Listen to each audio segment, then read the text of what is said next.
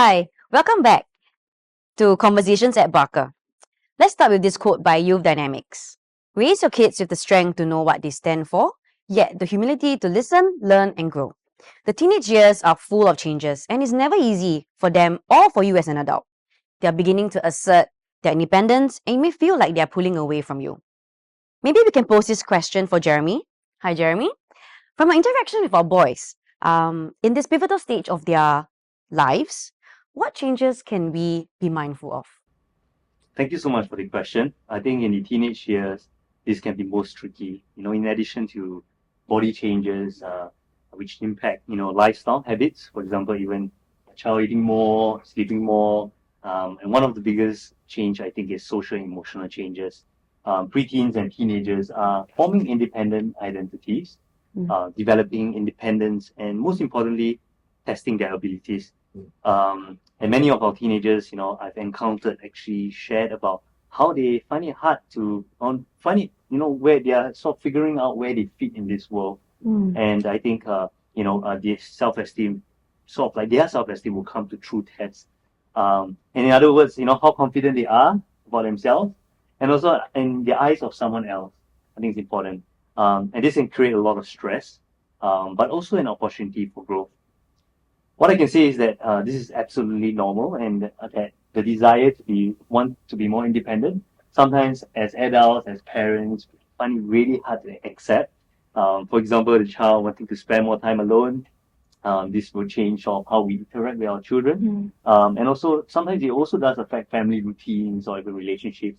And even I think sometimes we might notice that there are changes in their their behavior, their identities, or even in their friendship groups. And crucially, during this stage, I think research has evidence that positive parent-child relationship can mitigate the challenges during these years. And I guess one of the most powerful things for us is that it's for us a new opportunity to really get to know our teenage boys again, listening to them, allowing them to take ownership of their own lives. Yeah. Well, Jeremy, you made a very good point about listening to our boys' heart. Often when our gentleman encounters any issue, what they really need from us adults is actually to hear them out, guide them, and actually work together with them towards a desirable outcome. This shows that we are supporting their thoughts and feelings instead of being judgmental about it. In my work with our gentlemen, for them to be comfortable with sharing with me, I have to make this intentional effort to show that I am supporting them by asking them questions such as, what is your dream and passion? And also, how can I make it happen for you? Together, we can achieve a desirable outcome for our gentlemen. Yeah, I mean, just like Lionel, I think for myself too, I feel that the key point is also to place our boys' needs and desires at the forefront. This is not only to counsel them when they're not at the right track, but also to encourage them when they are so anxious about changes that are being anticipated or coming their way. So, I mean, without a doubt, this is definitely a very tough task for parents. I can totally imagine that, although I'm not a parent. But so maybe this question for Mr. Khoo. I'm very curious to know and to find out how you manage to support 3 teenage children to navigate through their lives. Any tips for our parents tuning in, especially for those who have children who are in the midst of puberty or starting puberty? To be honest, parenting is a learning experience. I mean, really for me, it helps to be curious and also to be humble. I seek to understand my children and learn from them of the trends and ask them to help me in things. And when that happens, they are more prepared really to share and to teach. They also earn the right to share. By sharing, I don't mean preaching down to them, but really sharing things of funny clips, of news, and eventually sharing of values and how I live out my values. And such interaction allow my teenagers to know that I value them as a growing individuals. I had to resist the thoughts that I knew what was good for them or what they were going through or impose my own teenage experience on them. And I think the joy of being curious and taking a posture of learning is that eventually our teenager will find it comfortable to open up and to share, and also more receptive to our own advice and sharing. And that is one of the things that that's useful. Yeah. I think, Mr. Khoo, I really agree with the point on right to share. I think that's really important, and I think most importantly, really listening ear that you mentioned, and for us to provide good role modeling, good listening skills for our students. And I think we all know the saying, be loved is to be heard. I think that's so key, and that reminds me of the work I had with a teenager before, and how this father spent a lot of time, invested a lot of time. But I think the child felt very pressured because it wasn't what the child truly wanted. Not truly wanted as in not that he appreciated the time spent with the father, but I think it's really about the interest of the child. And I think for the child, there was a big change when father actually sat down, listened to him, and actually identified that actually all he wanted was actually to bond through sports. And I think that's so important. Yeah.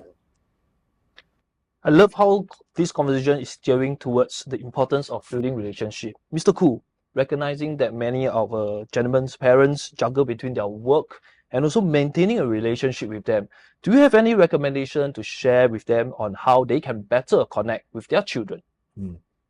I think first we have to really, acknowledge that to connect with our children is really hard work and and we have also to recognize that as adult, being more mature emotionally, we really have to make the first move to reach out to them and keep going to them. So, remember that, when your children were young, we wanted to connect to them. What do? We actually bend down to their level. We make eye contact with them. We speak their language. We spend time with the things that interest them. We bring them to the playground, not because we can play at the playground, but because it is at their level. And I think that's really important. And do the same now. Understand their world, be interested in their world, and really suspend any judgment that we have. Allow them actually to be the leader. And as they lead you into their world, we will learn more. Sure, they may resist it, but don't force it. Just be there with them, for them. Connect with them at their level, but it also means really loving them at the love language that they have. And most importantly, do it together. And by doing that, we foster the bond closer. I once learned from Mr. Anthony Yeo, who is known as the father of counseling in Singapore. And he shared something from the parable of the prodigal son. And this is what he said. He said that if we lay a good foundation of relationship with our children, even if they go wayward, they will come back, they will return. And it's the same. Keep on just being there, not forcing down on them, and they will connect to you. At times, we can be even open about our own struggle, about struggling to connect with them. And I think they appreciate, they respect the authenticity that we have as parents. Yeah, I really like that point, Mr. Khoo, about being authentic, being genuine in the interactions between the children. I think that is so important. I feel that children can feel whether we are real, whether we are being present with them. It's like they have this sixth sense, they know whether you are there for them. So I think as adults, even as educators, we should continue to be curious, learn about their ever-changing ways, how they are thinking, and also be there with them. It's not because we have to, but it's really because we want to. And I think that's when the child will really feel how genuine we are. It will be difficult, I think. I mean, in our line of job, I think it is difficult to know, to be there with them. But once we actually know and we are journeying together with them, it's very insightful, the way they think, the way they feel.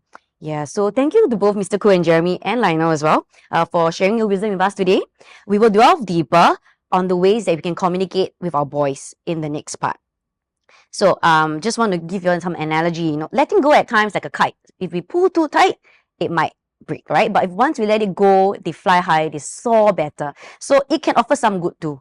So for just a question for those tuning in, what kind of changes have you observed in your child and what opportunities have they brought? So thank you so much. We'll see you in our next podcast.